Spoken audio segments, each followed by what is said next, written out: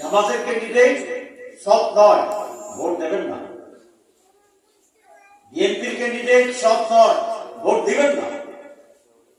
অন্য দলের ক্যান্ডিডেট সৎ নয়, ভোট দিবেন না। বাংলাদেশ বিরোধী যে ষড়যন্ত্র,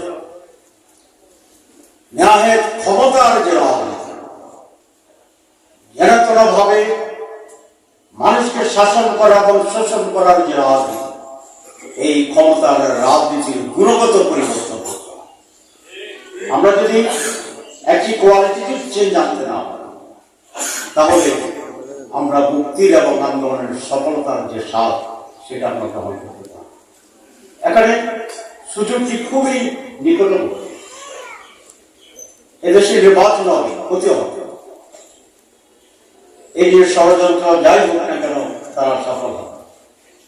সুতরাং আগামী নির্বাচন জনগণ 5ই আগস্টের আন্দোলনে যেমনিভাবে একাত্ম হয়ে গিয়েছিল, সেখানে নারী ছিল না, পুরুষ ছিল না, সেখানে শিশু ছিল না, বৃদ্ধ ছিল না। যুদ্ধ অব্যাহত থাকবে, যুদ্ধ চালিয়ে যেতে হবে।